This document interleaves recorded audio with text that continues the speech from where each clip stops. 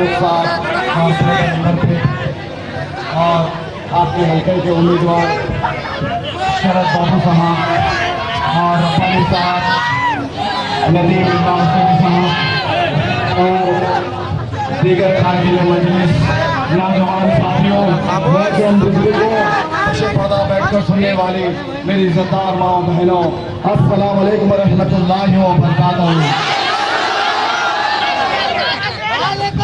मैं आप तमाम लोगों से एक अपील कर रहा हूँ, खुसूसी तौर पर ये सामने के नौजवानों से, कि अगर आप खामोशी अख्तियार करेंगे तो मुकर्ररी की तकरीर का लुत्फ ले सकेंगे और यहाँ से कुछ लेकर उठ सकेंगे। खाली हाथ बिल्कुल नहीं जाना है।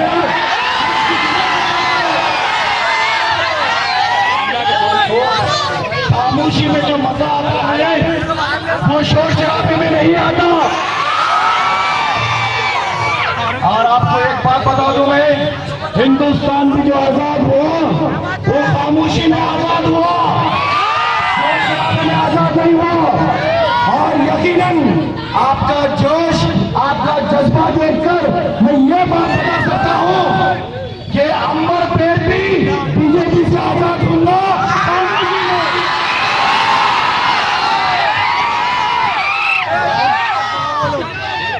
65 साल के तवील इंतजार के बाद आज ये मुबारक घड़ी हमारे बीच आ रही है। आज ये मुबारक शाम जिस वक्त आप यहाँ पर जमा है और हर एक के दिल में जो दिल धड़क रहा है और हर एक की धड़कन पुकार पुकार कर कह रही है, मंजलिस जिंदाबाद, मंजलिस जिंदाबाद। अरे धड़कनें कब फड़कती है मालूम?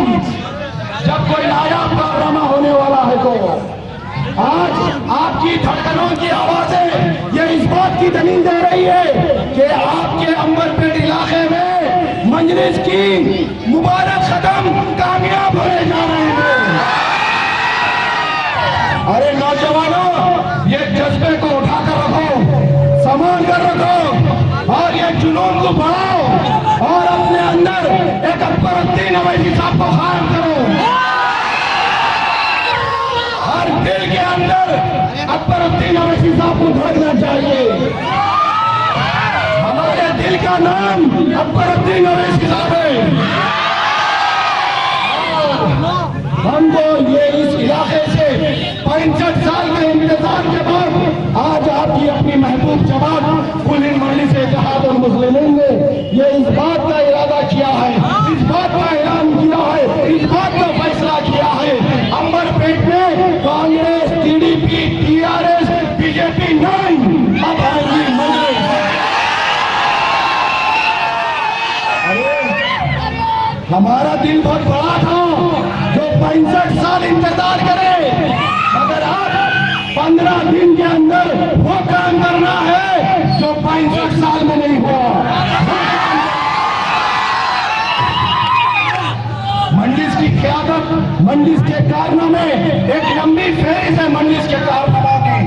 56 साल में मंजिस का अहिया होकर हुआ, ये 56 साल में 56,000 कारनामे हैं और वो तमाम कारनामों के हकदार आप भी हैं और आप भी मुस्तहिक हैं। और जब मंजिस यहाँ से आएंगी इंशाअल्लाह ताला आपके अंबरपेट इलाके में भी मंजिस के बड़े बड़े तालीमी इदारे होंगे। यहाँ पर भी मुफ्त में किया जाने वाला इलाज या कम पैसों में किया जाने वाला इलाज के बड़े बड़े हॉस्पिटल होंगे। और नौजवानों को एक ऐसी ताकत मिलेगी जो दुनिया में कहीं नहीं मिल सकती। अरे आज मजलिस का मौजू ऐसा है, महाराष्ट्र से, कर्नाटक से, आसाम से, बिहार से, मध्य प्रदेश से, हिंदुस्तान के कोने कोने से, हिंदुस्तान के गोशे गोशे से आज मजलिस को पसंद कर रहे हैं लोग और मजलिस की आमदनी के लिए बेचैनी से इंतजार कर रहे हैं। सारे जहां में आप खुशनसीब हो, अंबरपेट के नौजवानों आप खुशनसीब हो, मजलिस खुद चल लेकर यहाँ तक आई है।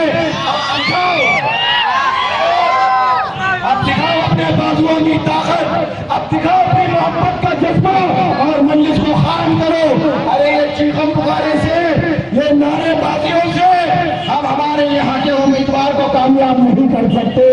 अगर यहाँ से शरद बाबू को कामयाब करना है तो मैं जो बोल रहा हूँ गौर से सुनो।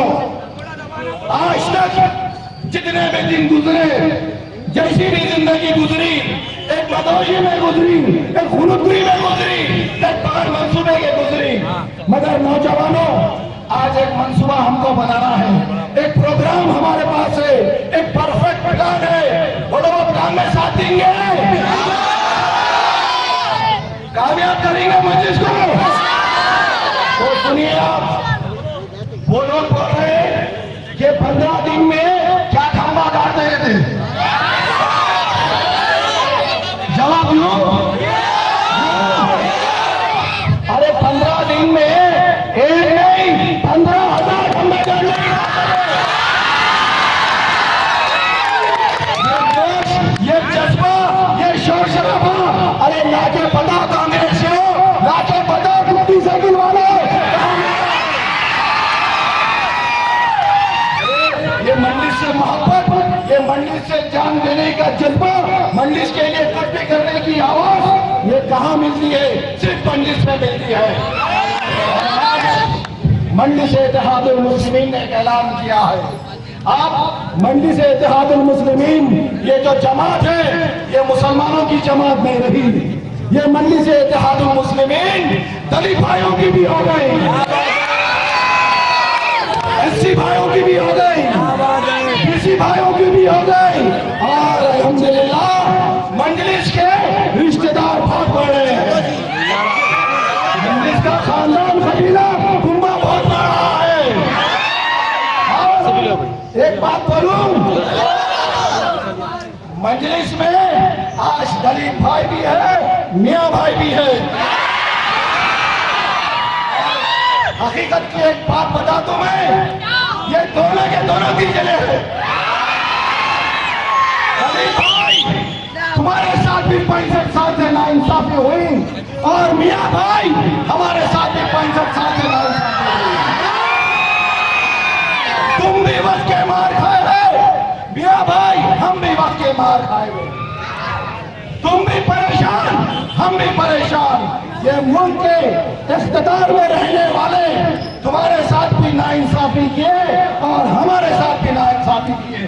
तुम भी दिल जले और हम भी दिल जले। अब ये जमात जो हो गई, 2 दिल जलों की जमात है, और एक दिल जला दुनिया को आग लगाता है। अब तो 2 दिल जले मिले हुए हैं, क्या होगा? फिरका परस्त ताकतों का खात्मा करना है। चंद्रबाबू नायडू साइकिल टैक्सी, तुम्हारे इख्तिदार के दिन तो 10 साल पहले खत्म हो गए थे, अब तुमको ख्वाब देखने का भी हक नहीं है। तुम्हारी टूटी साइकिल जिसके पहिए इतने घसे गए, जगह पे बैठते थे वो सीट 10 साल पहले गिर गई हुए, बम्बू पे बैठे हुए हैं और मालूम ना क्या तकलीफ होती।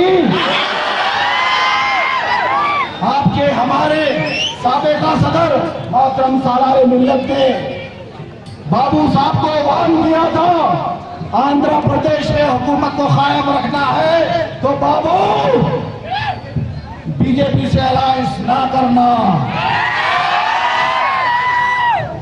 गुजरात जल रहा था, आग के शोरों में था गुजरात, इंसानियत दम तोड़ रही थी, और वो वक्त चंद्रबाबू नायडू बीजेपी के साथ संगम कर रहे थे। संगम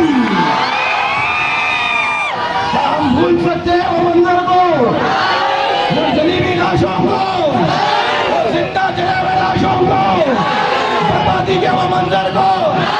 नहीं भूल सकते वो बर्बादी, हम नहीं भूल सकते वो ज्यादती, हम नहीं भूल सकते वो बेबस लोगों की चीखें, हम नहीं भूल सकते वो मासूम बच्चों की बेबसी, हम नहीं भूल सकते वो मजबूरों की मजबूरी। अरे अब हमको भूल जाओ बोल रही, कसम खुदा की दुनिया जब तक कायम रहेगी, जब तक गुजरात का मंजर हमारे सामने ताजा रहेगा और हम वजारत उज़्मा पर वो नरेंद्र मोदी को बैठने नहीं देंगे।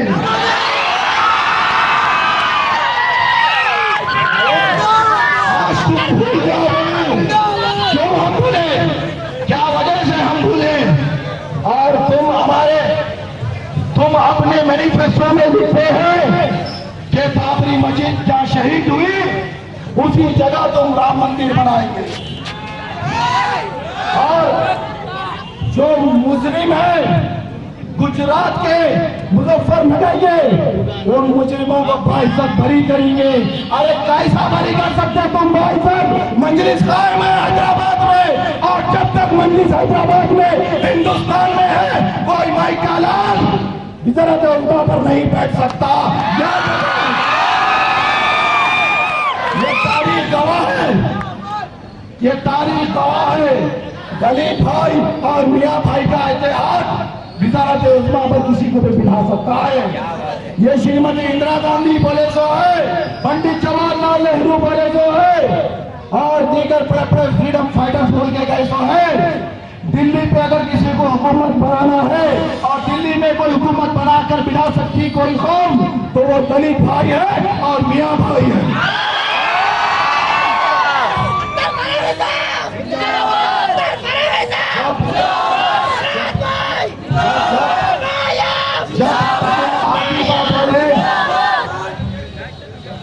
जब वह आधी बात बोले तो पूरी बात नहीं बोला। वो फ्रीडम फाइटर बोले सो है, वज़ारत उज़्मा पर दिल्ली में हुकूमत बनाने के लिए अक़लियतों की पकड़ ताकत के कोई माइकालाल हुकूमत नहीं बना सकता। ये अक़लियत है जो दिल्ली में बिठा सकती, तो उसका आधा आंसर मैं दे रहा हूँ। अक़लियत हुकूमत में बिठा सकती तो हुकूमत से गिरा भी सकती है। हिंदुस्तान की सब में बड़ी अक़लियत जो सब में बड़ी अक्सरियत में है 25 करोड़ भाइयों मुसलमान और दलित भाई, आज आपके महबूब सदर इनका दूरंदेशी है, इनकी क़यादत है हिंदुस्तान में, हिंदुस्तान के 25 करोड़ भाइयों और मुसलमानों के लिए, दलित भाइयों के लिए एक बड़ा बेहतरीन आलीशान मकान बन रहा है। जो मकान के अंदर 25 करोड़ कमरे हैं, वो 25 करोड़ कमरों का एक घर है जो हिंदुस्तान की अक़लियत रहती है। और आपके हमारे सदर अली जनाब असदुद्दीन अवैसी साहब वो घर के सदर खानदान है, और हमको उनके ताबे रहना है। और वो बोलते हैं छोटी जमात के कारनामे तुम करके तो बताओ। बीजेपी, मैं तुमसे मुखातिब हो रहा हूँ, इतनी बड़ी जमात, क्या कभी तुम पूरे हिंदुस्तान में कहीं भी एक ऐसा मेडिकल हॉल खोले जहाँ आवाम को मुफ्त में केरोसिन दवा मिल सकती?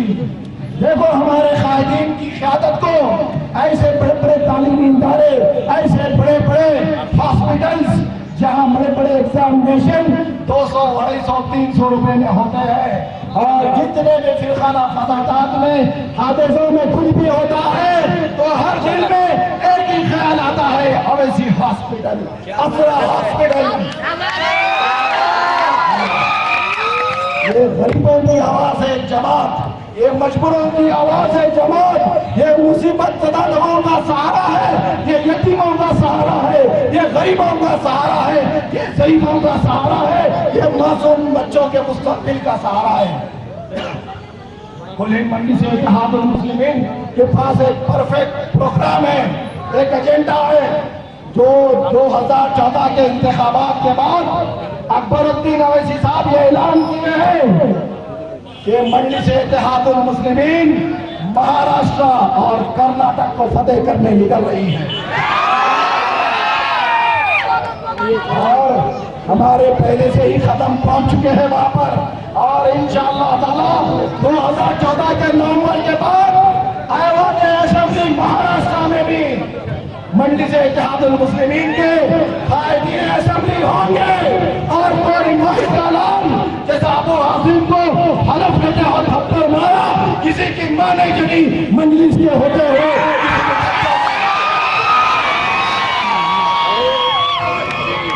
मौलवी अब्दुल वाहिद अवैसी साहब की, मौलवी अब्दुल वाहिद अवैसी साहब की दूरअंदेशी को सलाम, सालार मिल्लत की जिद्दोजहद कोशिशों को सलाम, नखीब मिल्लत बैरिस्टर असदुद्दीन अवैसी की साहब की बेबाक क़यादत को सलाम, अकबरुद्दीन अवैसी साहब का पुरखुलूसाना मोहब्बत को सलाम।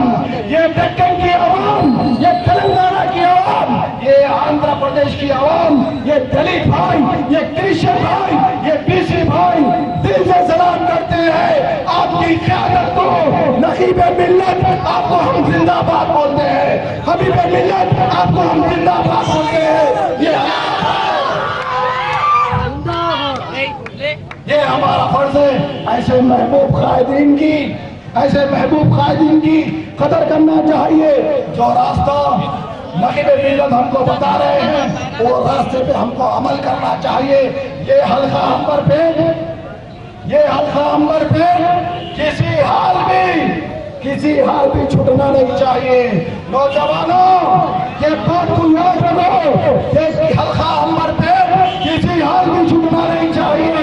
ये हल्के में मजलिस से कदम रख दिया है और दुनिया जानती है मजलिस जहां भी कदम रखती है कसम खुदा की कब्जा कभी नहीं छोड़ती। और मजलिस इत्तेहादुल मुस्लिमीन ने यहाँ पर कदम जमाए है, यहाँ पर ऐलान किया है, शरद बाबू जैसे पढ़े लिखे नौजवान को मौका दिया है, आपका उम्मीदवार बनाकर भेजा है। अब आपका फर्ज बनता है दिखाओ अपने बातों की ताकत, दिखाओ अपना जज्बा, दिखाओ अपनी जुस्तजू, दिखाओ अपनी सोच, दिखाओ अपनी ताकत। और कुछ भी हो जाए मंजिल को यहाँ से खान कर बताओ। नौजवानों को बात को याद रखो, मंजिल की सरपरस्ती में जो सुकून की नींद आती है जो 65 साल में कभी आप लोगों को नहीं आई, ये बात तय है। अब 2014 के इंतखाबात में जो काम होने वाला है, जो कारनामा होने वाला है, हर नौजवान का फर्ज बनता है मंडी से इत्तेहादुल मुस्लिमीन को मजबूत करे, मंडी से इत्तेहादुल मुस्लिमीन को जिंदाबाद करे। नौजवानों तुम अपने बाबुओं की ताकत को समझो। नौजवानों आप अपने ओर से क्या नायाब कारनामा कर सकते इसको सोचो। आपका वोट AK-56 में कुछ काम नहीं करना, आपका वोट वो काम कर सकता है, इस मुल्क के मुकद्दर को बदल सकता है। नौजवानों ये मेरी आवाज 1 किलोमीटर तक दूर जा रही है और जाकर खत्म हो जा रही है, मगर आपके अपने वोटों की ताकत ऐवानों तक पहुंचती है। और दुनिया देखी है जब ऐवानों में आपके हबीब मिल्लत आवाज उठाते हैं तो वक्त का चीफ मिनिस्टर कहता है अकबर साहब मेरे को माफ कर दो, गलती हो गई।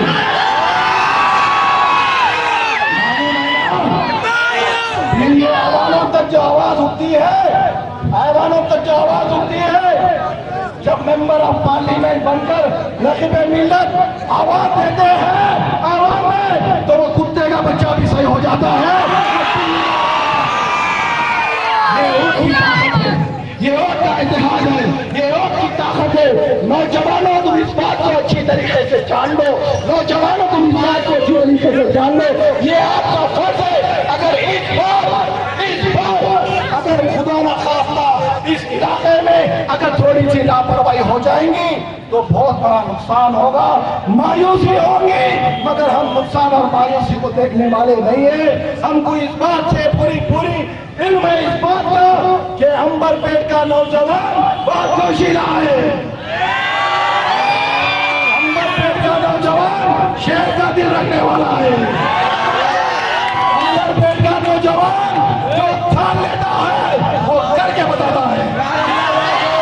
अंबरपेट का नौजवान ये ठान लिया है शरद बाबू इनकी जिंदगी का मिशन बन गया है।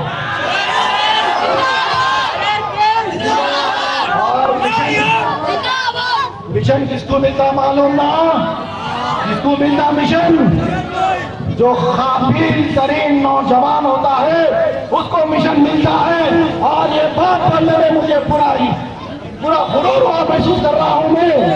मैं ये देखता था पुराने शहर के नौजवान 1 to 4 के बराबर है, मगर ये बात यहाँ आकर गलत साबित हुई। अंबरपेट का नौजवान 1 को 10 के बराबर है। 1 को 10 बोल रहे तो वोट भी आपका 1 को 10 के बराबर होना। एक काम की बात करेंगे अब सुनो गौर से, आप सुनो गौर से। अभी तो एकदम गर्म हो रहा, अभी बहुत धमाके बाकी है, अभी बहुत धमाके बाकी है। ये आवाज सुनकर परेशानी में है लोग, सोच रहे होंगे 2014 की सीट कमल के गिरे की चले गई।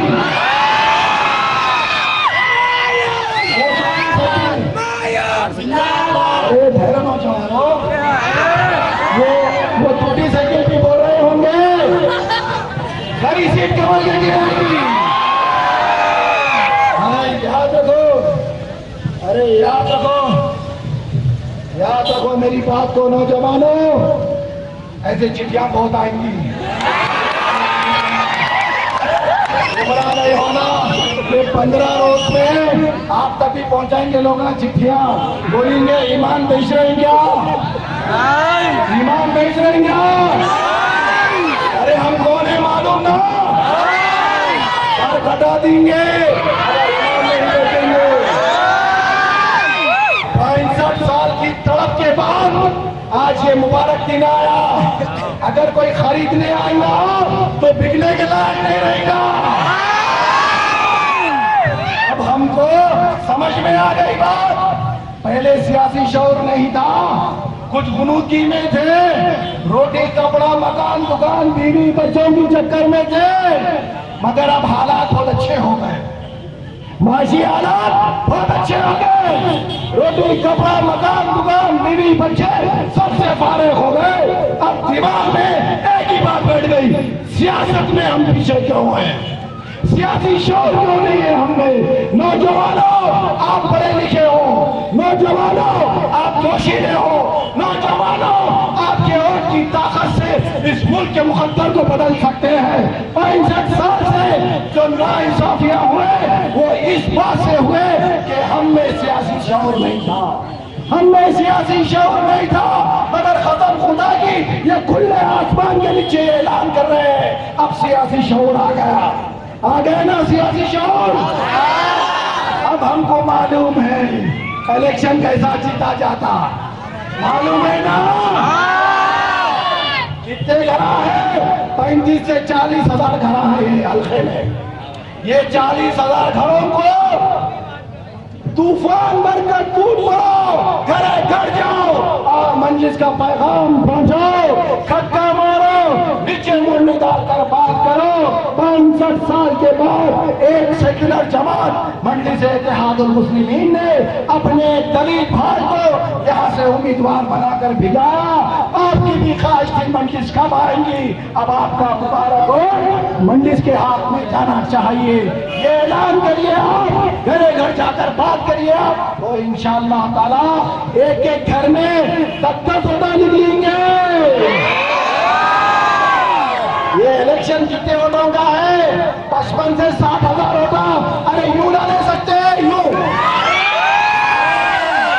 और ऊपर वाले की साथ से उम्मीद है हमारे खाने में बरकत होती, हमारे पहने में बरकत होती, हमारे पैसों में बरकत होती, अब वोटों में भी बरकत होगी। देखो सेक्युलर जमात का मुजाहरा आज नकीब मिल्लत, ये अंबरपेट कॉन्स्टिट्यूंसी जनरल है, मगर एक दलित भाई को वोट देकर ये बात का ऐलान करे, अरे हमको तनकीद करने वालों, हमको फिरका परस्त कहने वालों, देखो हमसे ज्यादा कौन सेक्युलर है। अगर हमको फिरका परस्त कह रहे हैं तो एक बात समझो, हम बेशक फिरका परस्त तो नहीं है, ईमान परस्त है, कौम परस्त है, इंसानियत परस्त है और अच्छे बुरे की तमीज रखने वाले हैं। अरे इंसान को मौत आती है मगर उसके किरदार को मौत नहीं आती, उसके इतिहास को मौत नहीं आती। ये तारीख में लिख दो, 2014 के नौजवानों में एक ऐसा शऊर आया था, एक ऐसा जज्बा आया था, एक ऐसी सोच आई थी और एक ऐसा इनकलाब आया था कि 2014 के नौजवानों का दिल फिर गया, मजलिस के लिए दिल फिर गया। अब यहाँ से मजलिस को लाएंगे, जब दूसरा काम करेंगे, जब तक कोई काम नहीं करेंगे। नौजवानों, आपको तारीख में लिखे जाना है तो 65 साल के बाद ये आपके मेरे नाम आने वाले हैं। आप मैं मिलकर, हम सब मिलकर इस अंबरपेट कॉन्स्टिट्यूंसी में मजलिस इत्तेहादुल मुस्लिमीन को